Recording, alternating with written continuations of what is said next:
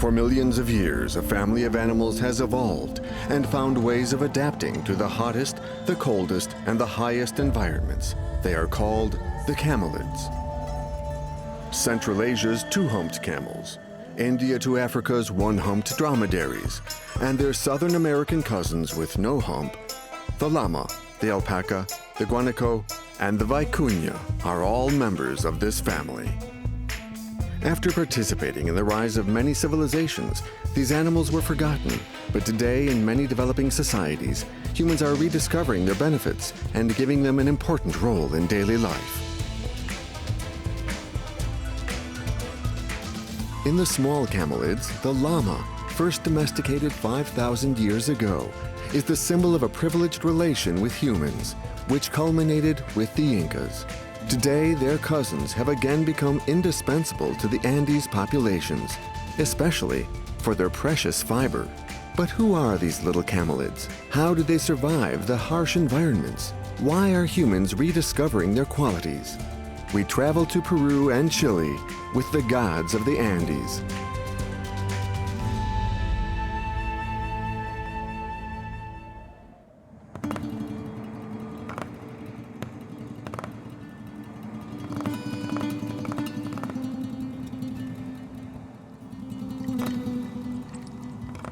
On the Andes Plateau, at between 10,000 and 16,000 feet in altitude, humans have long lived with the small camelid, and in particular with the llama, which played an important role in the development of pre-Columbian civilizations.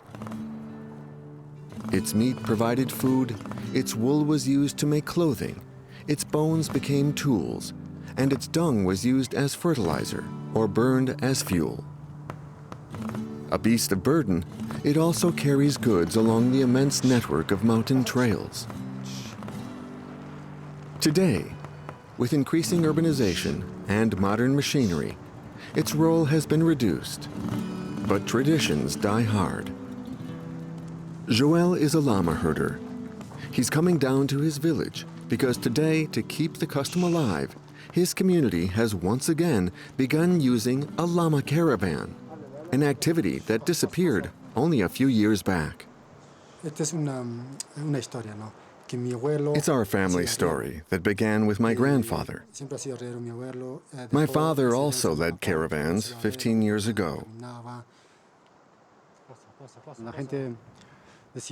The people of Ceballo, the Andes people, are used to traveling with llamas, crossing rivers and climbing mountains.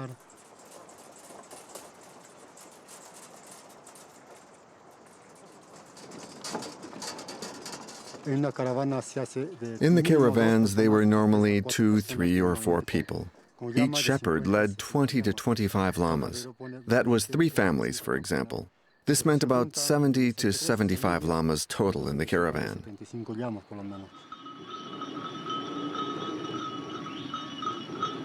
In hard-to-access regions where the climate makes farming difficult, caravans allowed populations to replenish their stocks of food staples like salt and corn.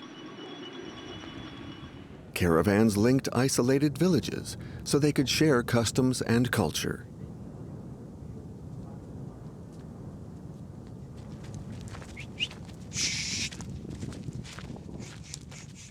Adancio is an old llama herder. He too is bringing his llamas to the village for the caravan.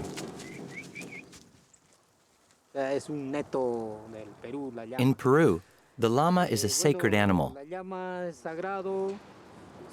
They are good walkers. They're adapted to the mountain. Llamas are born in a group.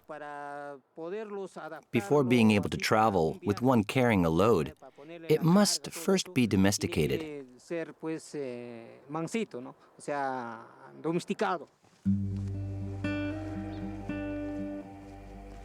As for the community's women, they're preparing the food for the caravan. Like chicha, the traditional beer made from corn.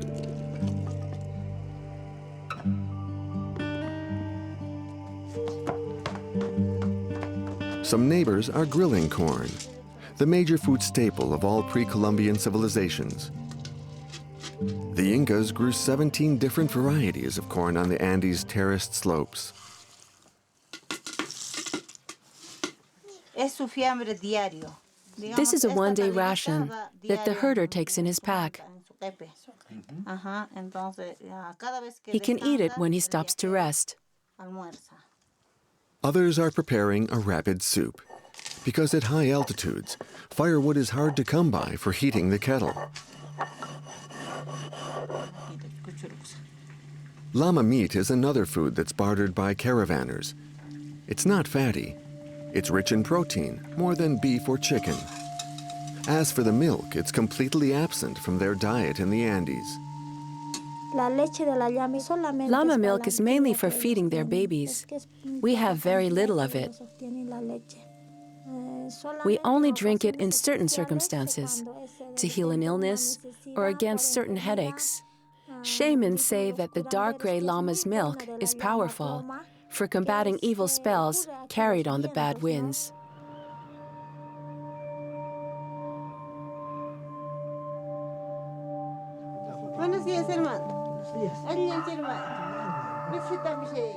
Joella and Adancio gather the products woven, cooked, or sewed by the women.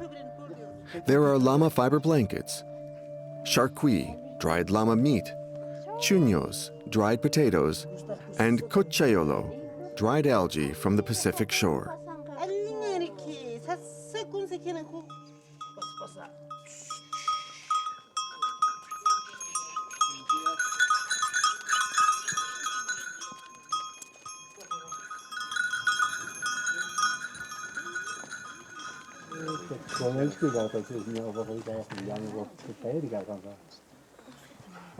Before attacking the steep winding paths and snowy peaks, Joel and Adancio participate in a ceremony. To guarantee a peaceful caravan, the Quechuas practice many different ritual offerings. In the Inca mythology, to help them survive the hostile environment, Pachamama, the earth goddess, offered llamas to humans. The llama fetus put into the fire assures the goddess's protection, and also that of the apus, the mountain spirits. These vivid beliefs testify to the importance of the camelid in the Andes civilizations. To pay homage to the llama, the Incas encrusted its image into the walls of cities like Choquequirao, near Machu Picchu. Higher still, looking to the sky, they dedicated a constellation to the llama. In the 15th century, the limit of the Inca's empire corresponded to the limit of the llama's expansion. It's estimated that their herds numbered several million heads. The llama permitted commercial trade, military conquests, temple construction, and the mining of gold and silver. 6 centuries later, this golden age still permeates Andes culture. Once the ceremony is complete, he must load the llamas. A llama can easily carry 50 pounds, even up to 90 pounds, depending on its size and force.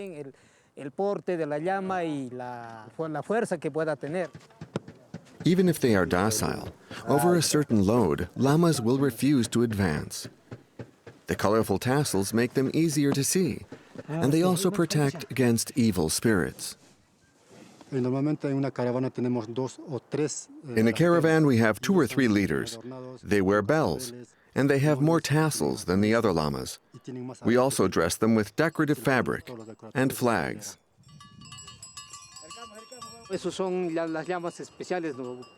These are special llamas because they are guide llamas. We give them nice names. Mine is called Chumpi.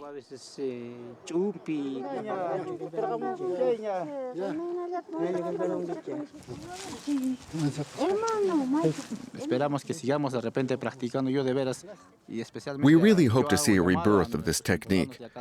I'm calling to others to organize their own caravans to Cabanaconde or Chachas. The corn is very good there.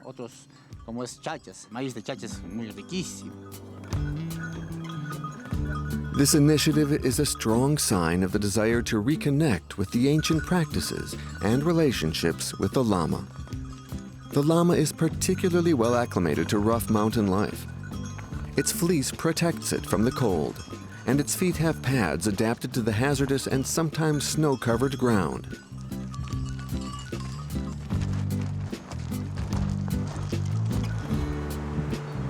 The llamas know us shepherds. They know our voices, our calls.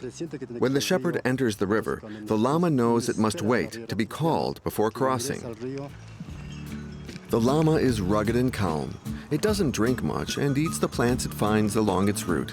Its upper lip is split, allowing it to delicately grab plants without destroying its environment. But today it's hard to compete with cars and trucks. From Cibao to St. Thomas, it's a 100-mile walk. 60 miles from Cibao to Espinar. It's a 4-day walk. By car, you go back and forth in a day. You leave in the morning, and in the afternoon, you're already in Cibao. You economize time and money. These facts aren't completely convincing for communities located very far from urban areas and which have developed subsistence economies.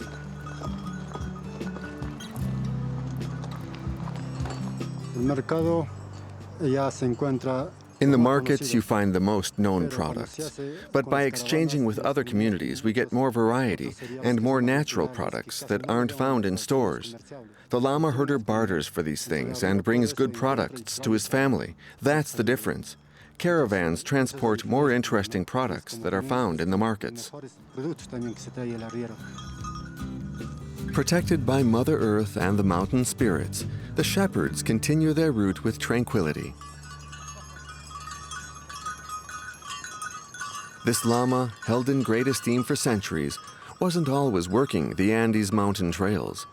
Its ancient ancestors came from farther north, and some of them were surprisingly tall.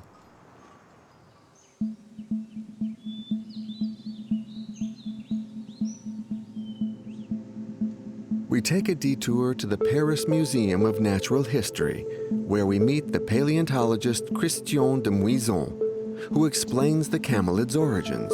He is especially interested in the great exchange of fauna between the two Americas. The camelids' history began in North America about 35 million years ago in the middle of the Tertiary era. It spread out considerably in North America up to the end of the Tertiary era. Around 5 million years ago, during the Pliocene epoch, certain animals migrated across the Bering Strait to Asia. There's another subfamily in North America, which migrated to South America about 2 million years ago, at a time when the Panama Isthmus was emerged. Then they disappeared from North America. This is why today we have two separate families, camels and dromedaries in the Old World, guanacos, vicunas, llamas, and alpacas in South America. This subfamily from North America will later create today's smaller camelids. But before becoming a llama, one ancestor, the paleo llama, was much larger.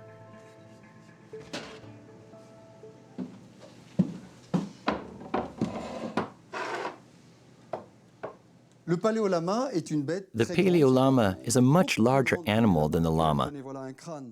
Look at this paleo llama skull.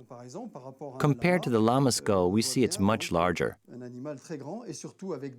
And above all, it had very developed canines. And here you see the premolar behind it. It's very developed.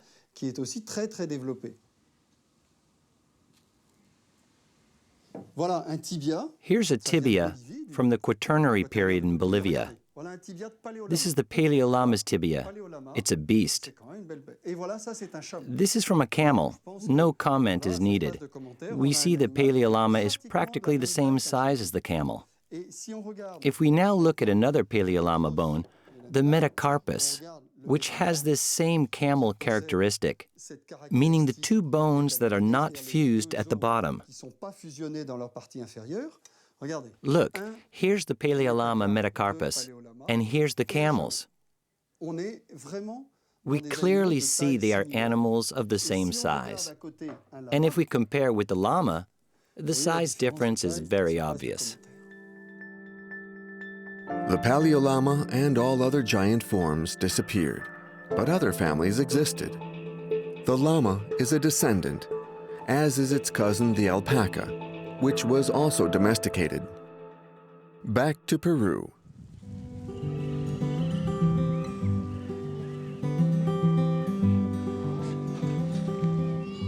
Welcome to Ñuñoa, to the 4th annual Alpaca Festival in the little village of Altiplano. This is the great gathering for the region's herders. Alpaca constitute the biggest population of all small camelids, with 6 million heads in South America. They're separated into 2 breeds, the Huacaya alpaca with their curly coat, and the Suri alpaca with longer hair. For humans, they're mainly raised to produce fiber. Dr. Jose Luis Apatza is responsible for production at an alpaca breeding cooperative. He is very well known here, and everyone asks his advice before the contests.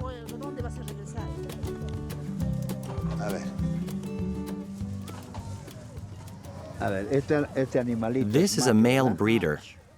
He's been referenced. You can see he's in good health. A good allure, a nice head, maybe a little short. His fiber is fine, but it could be more dense, with more character.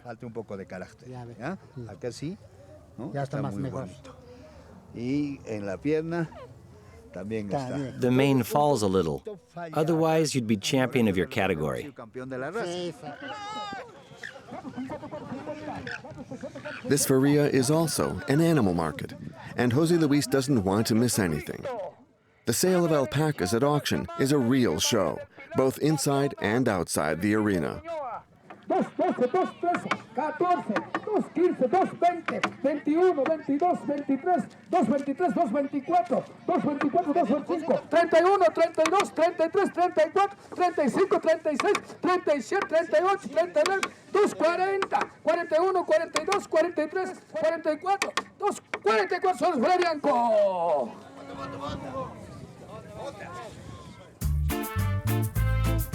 De la categoría B, la ejemplar del box 314. The big Suri alpaca competition happens in this corral. These Rasta alpaca, with their long dreadlocks, are closely scrutinized by the minister's specialists. We find only small numbers of this Suri alpaca in Peru because they are fragile. But when they survive, they have appreciable qualities.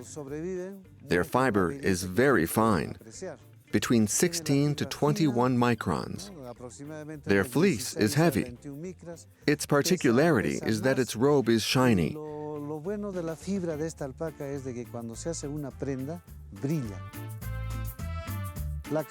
It has fringes and also long hair that falls along the side of its body, like independent braids, separate from one another. The criteria for selecting the prize winners are the finesse of its hair, its fibers shine, and conformation. Before returning to the plateau and the llama pastures, Jose Luis takes time to congratulate his friends, the winners. Hello, Don Gregorio. How are you?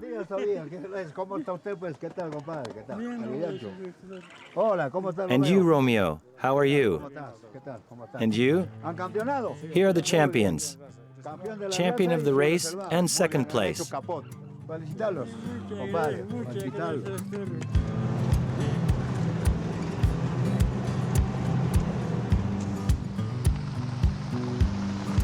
Jose Luis works for Rural Alianza, Peru's last large alpaca cooperative. It's located between 13,000 and 15,000 feet in altitude, spread out through 3 valleys. This valley is reserved for the Suri alpaca. The 3 units regroup a capital of 40,000 alpacas, separated into zones. We manage 34,000 hectares. This allows us to make selections and also to make genetic improvements. That's not possible on small parcels.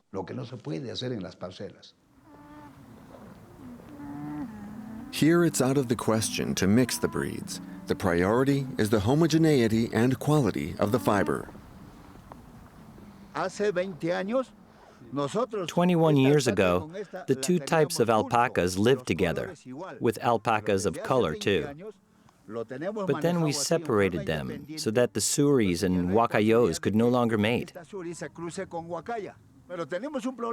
But we have problems with the young Suris because they are born small and without much hair. They're more sensitive to the cold. They catch pneumonia easily. But we've started treating them with antibiotics. Ya está, listo.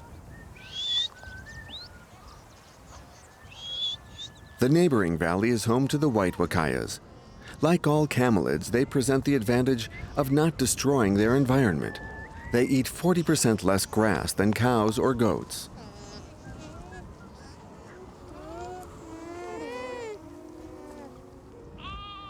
These animals have little pads under their feet instead of hooves.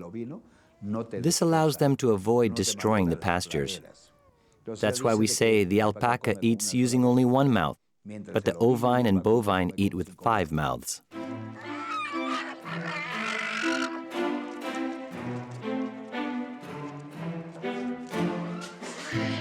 Rural Alianza's clients are producers looking for good breeders to improve their herds. There are also buyers for meat and industrial groups who buy the fiber. It all begins with the impressive shearing process.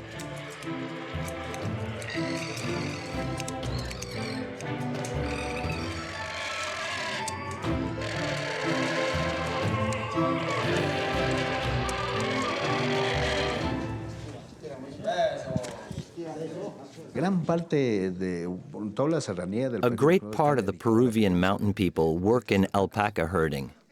Why? Because the other species don't adapt as well to the high altitude. That's why so many people are dependent on this fiber. In Peru, this independence is closely linked to industrial companies that monopolize the alpaca fiber transformation. Each month, we buy 20 tons of fiber from all around southern Peru's mountains. Alpaca fiber is the only one in the world that has over 12 natural colors. That's more than either wool or cashmere, which is the first advantage. And the second advantage is its fineness.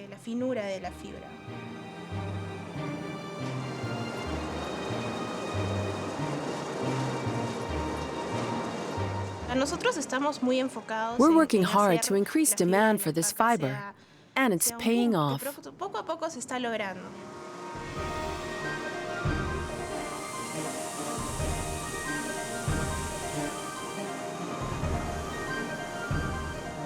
We're highlighting in particular fibers for knitting. We're promoting this aspect to increase knowledge about it and modernize its image. We want to change it from a grandmother's activity to something for the young, so they'll start knitting their own clothes.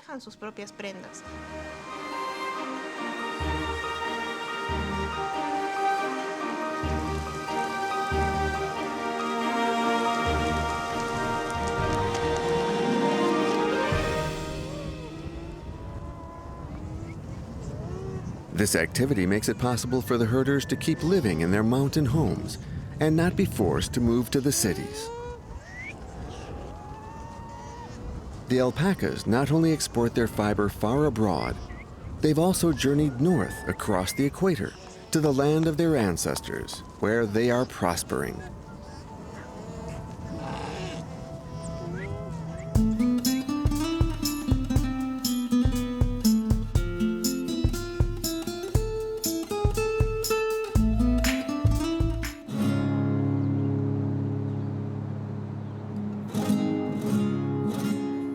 Canada. In the south of Quebec, in what Canadians call the Lovely Province, a herd of alpacas flourishes in this North American prairie. Returning to the land of their origins, the camelids have come back home. Many centuries have passed since hunters were decimating their ancestors' population. Today, herders Sarah and Jean-Yves maintain a special relationship with their herd. Where's my sweet Rita?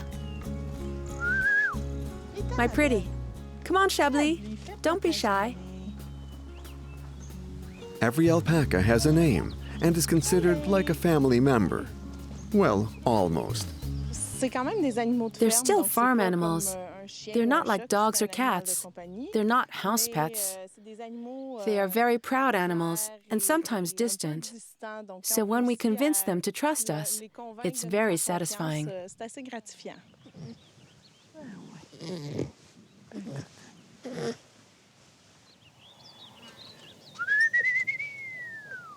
Come and eat, girls. Tired of the stress of the big city and of corporate life, Sarah and Jean-Yves discovered that alpaca herding is an accessible reconversion for novices. The daily cycle is feeding in the morning, then they go outside. In the afternoon, there's no animal maintenance. The alpaca really likes its freedom, outside, all by itself. At night, I just have to feed them again. It's a calm and tranquil animal. It's not a very active animal, but it's a charmer. Very relaxed. It's very enjoyable to start the day this way.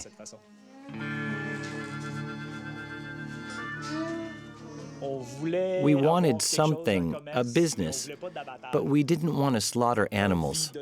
Now we live off the alpaca with genetic reproduction, fiber transformation, and sales from the store here on the farm. Over 200,000 alpacas are raised for their fiber in North America, but Sarah and Jean-Yves have opted for breeding champions. We want to produce the finest possible fiber, and the best fiber that exists is found on competition animals, those who will win. Sarah works her alpaca wool at an artisanal level. In the boutique, she proposes only handmade products: rugs, hats, socks, scarves, and all sorts of accessories for keeping warm in the harsh Canadian winters. Alpaca is completely hypoallergenic. It's 7 times warmer than sheep's wool. The fiber is so very soft and agreeable to work with. It's so soft, it's like working in a cloud. Knitters all say that once you've touched alpaca, that's all you want to work with and nothing else. You become hooked on alpaca. In the specialized corral, Jean-Yves supervises the mating. Here are your friends. For camelids, the male's presence triggers the female's ovulation. To know if she is ready, she's presented to him during his rutting period. We presented the male to get the female's reaction. She ran in every direction. She kicks. It's a sign that her hormones are in order, and she's pregnant. It's great news for us. Next year, we'll have a little alpaca.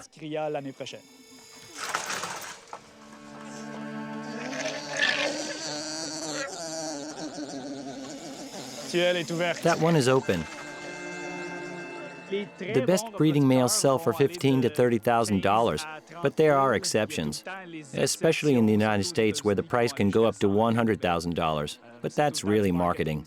Good males are between $15,000 to $25,000. According to the males, coupling goes from 15 to 45 minutes for some vigorous males. In general, it lasts 20 to 30 minutes. The herder must be patient during the coupling. Are you finished, Miguel? The young males watching the scene show their jealousy in a very particular way. I prefer to be here during the coupling. Oh, Miguel, get off it.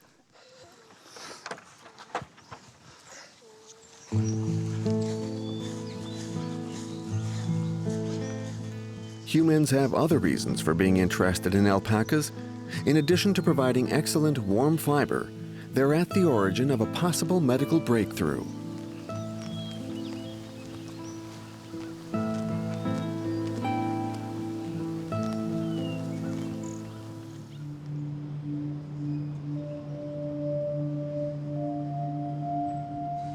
Just like all other camelids, alpaca blood has a very useful characteristic.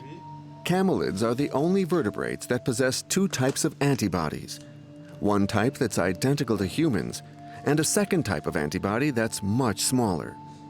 It's this second type that interests Dr. Lafay. Our antibodies never enter our brain. That's a scientific fact. But the camelids' antibodies are much smaller and capable of entering the brain, creating possible applications, especially in diagnostics and imagery of different diseases like Alzheimer's.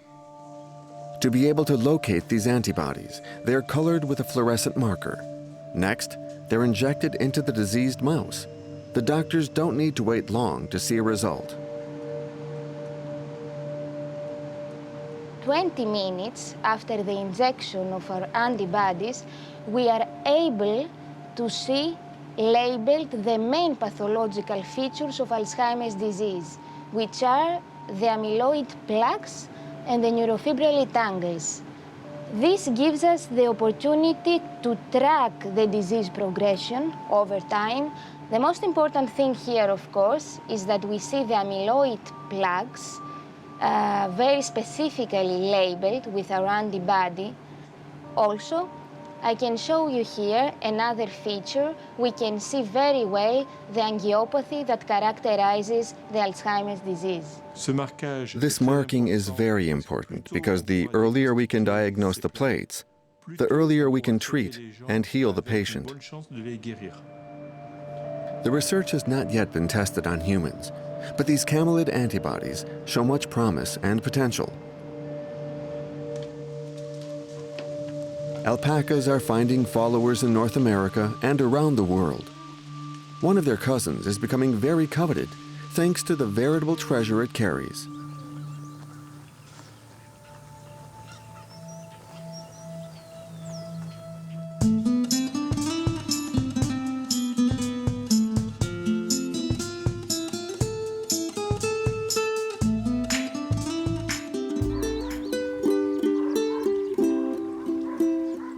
We return to Peru.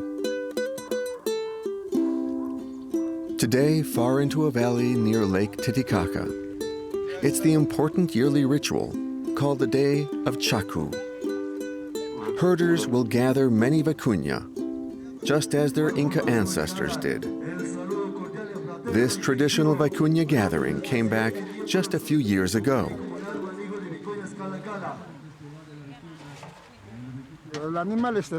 There's a law protecting the animal. It's a national symbol. You can't buy or sell it. Some say the vicuna is worth $1,000. Hunting it is illegal and punishable by 10 years in prison. Hundreds of people coming from the 4 communities walk toward the summit. The Chacu begins.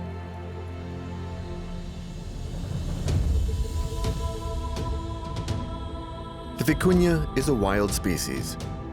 It's one of the smallest camelid. It lives in polygamous families. 3 to 6 females accompany each male.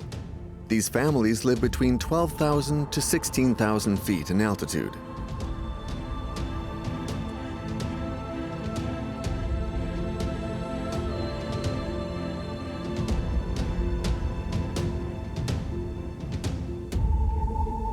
Up at 16,000 feet, the communities are getting organized. Each one will take care of a pre-designated area. They're forming long lines and slowly descending the slopes, flushing out the vicuna. The Chacu is beginning.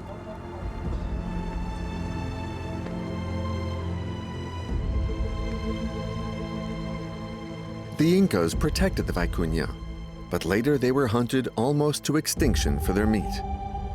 Today, the vicuna is again protected like a national treasure, and for a very good reason. It's fiber. The vicuna provides the world's finest and most precious fiber. It's their fiber that is so coveted by humans.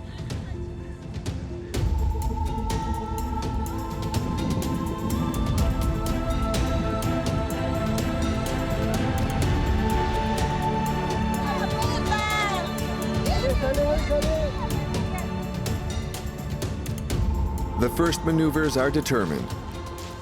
No Vicuna can be allowed to pass through the human chain.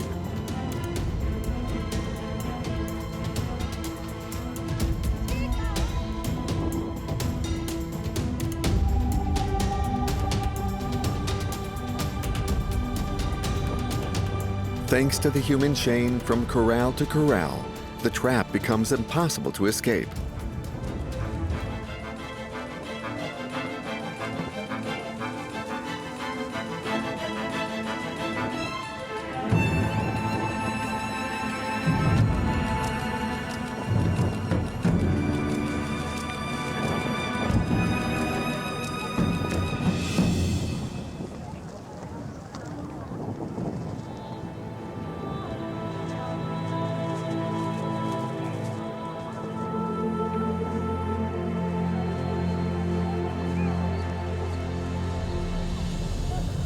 "2,000 Vicunas are forced into the final corral.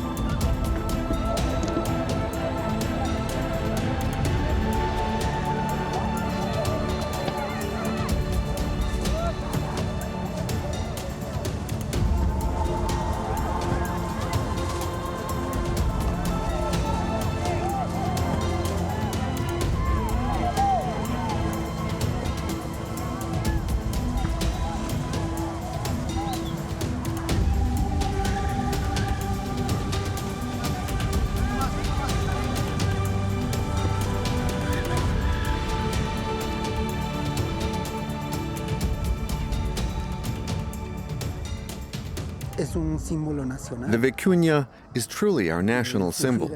It has the finest fiber on earth. It's important because it's both a natural and a cultural tradition here. We all love the Vicuna.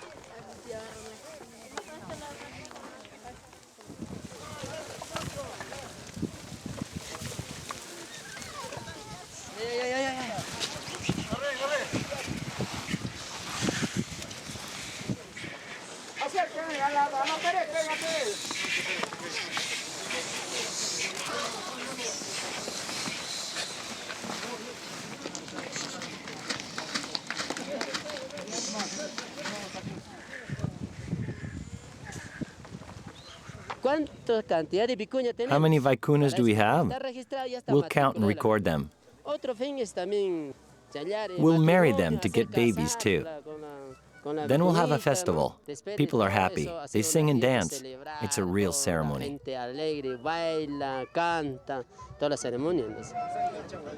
It's time to celebrate. The divinities are implored so that they'll share their benedictions. The Vicunas are married in a ceremony of dance and song.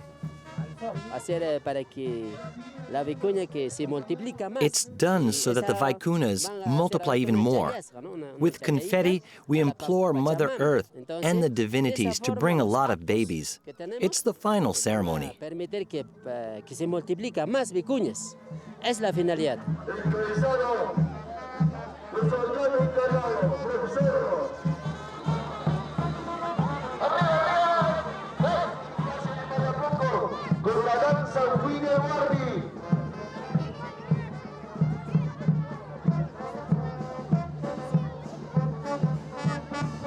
Faithful to the Inca's ancient traditions, the communities celebrate the success of their chaku. The dances continue one after the other until the sun god goes down.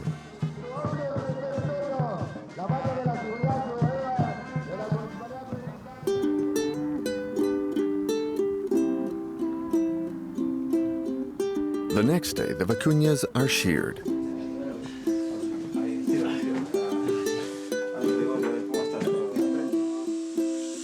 The shearers will take a few hundred grams of the precious fiber from each animal.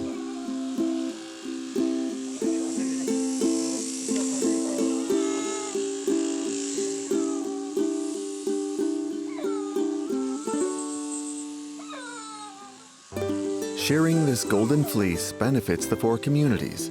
It is sold, treated, then exported to the world's high fashion industry.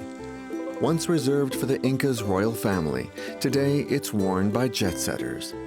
Scarves sell for $1,200, a coat for $20,000. Up on the plateau, free again and a few grams lighter, the Vicunas are back on their lands. They have another peaceful year ahead of them, time to regrow their precious fiber coat. Another year high up and close to the sun. Much further to the south, in Chile, lives the Guanaco, the freest and the wildest of the little camelids, the one that humans have never been able to domesticate.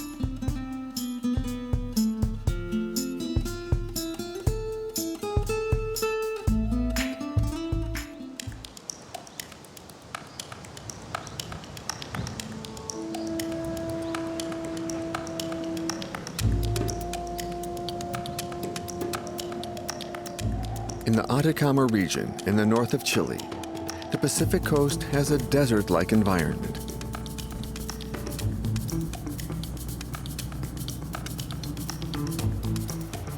The Llanos de Chale National Park was created here.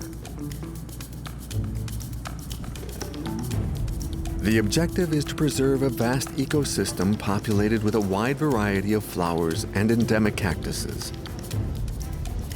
Over 250 animal species live in the park. Among them, the guanaco. They are completely wild, and they were once in danger of extinction. Last century, they were hunted for their meat. Today, they are protected. The Llanos de Chale National Park is managed by the Amanque organization, which is attached to the Ministry of Agriculture. Today, its team of scientists and park rangers are conducting a count of the guanaco population. The important thing is to collect from 1 mile around. That's the map where you are. Here's the triangle. As the zone is vast, their mission will take days. 4 teams share the job.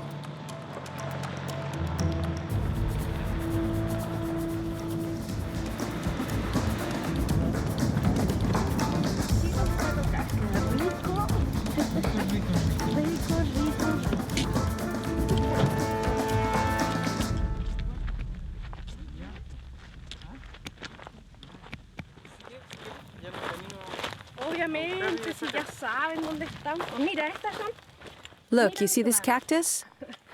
That's the copiacoa. Guanaco like to eat this. This is the copiacoa shell.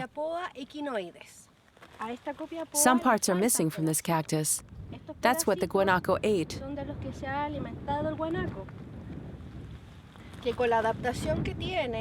Thanks to its adaptability, it uses its hoof to break it.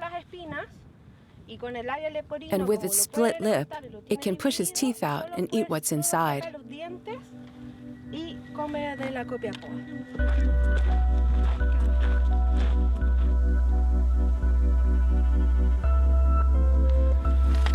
Here's one.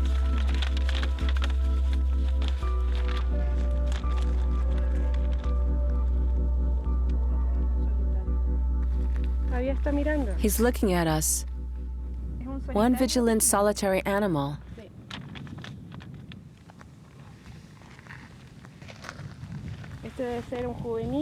It's a young male, less than 1 year old. The dominant male expelled him from the group. It's a transition period for him, before he meets other youth to start their own solitary group. He's disoriented, and he's calling his family, his mother. You can hear him growling. This herbivorous mammal is able to adapt to varied and extreme climates, humid in Patagonia and dry in northern Chile. The guanaco's social life is very structured. It has a family based on the dominant male and several females. There are also young males that are expelled from their families, and there are solitary males. Each group lives in a well-defined area.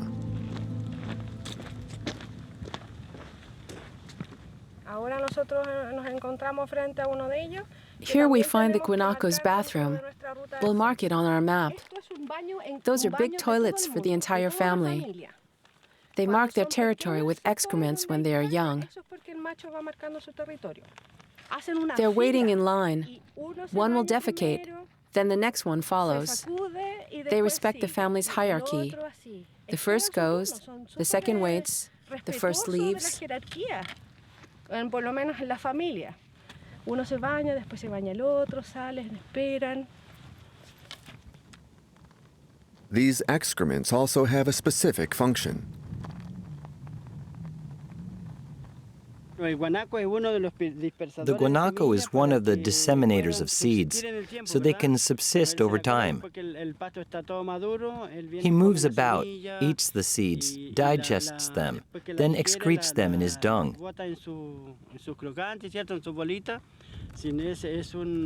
In this way, it plays an essential role in the desert's biological chain.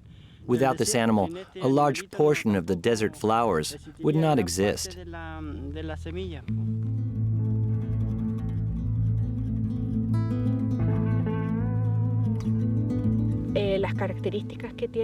guanaco's main characteristics are its big ears.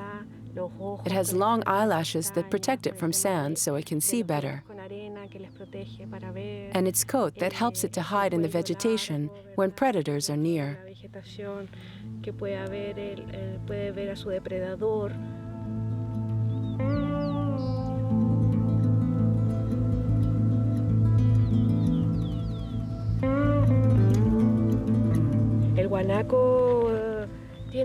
The guanaco has a technique for feeding. It doesn't pull plants up from the roots. It eats only what's necessary. It is a wild species. It constantly contributes to the balance of the ecosystem. The guanaco is clearly like a survivor in this environment.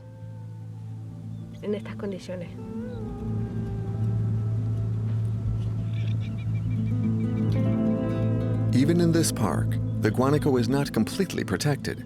Predators are still present. There are people who come to hunt the guanaco. It's illegal here in the park. The hunters use dogs to chase the guanaco out of the park, and the dogs will also eat the guanaco's meat.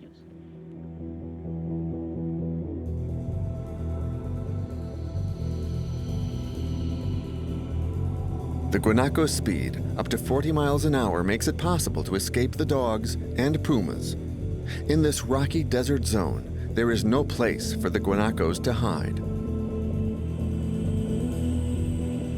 For Cesar, a photographer specialized in science and nature, the guanaco has a special status. The guanaco is a real character in Chile. It's very particular because it is a proud animal. It wants to dominate its environment. I noticed that the male guanaco that protects the group always stands in a high place, looking around the landscape. He acts like the boss, the master of the land.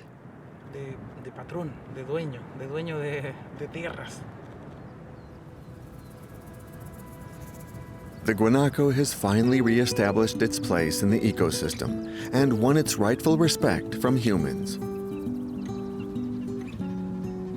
As for the llama, today it remains a guardian of cultural traditions. The alpaca has entered the era of industrialized production, and its fiber is conquering the planet. The little fragile Vicuna is making economic survival possible for several mountain communities.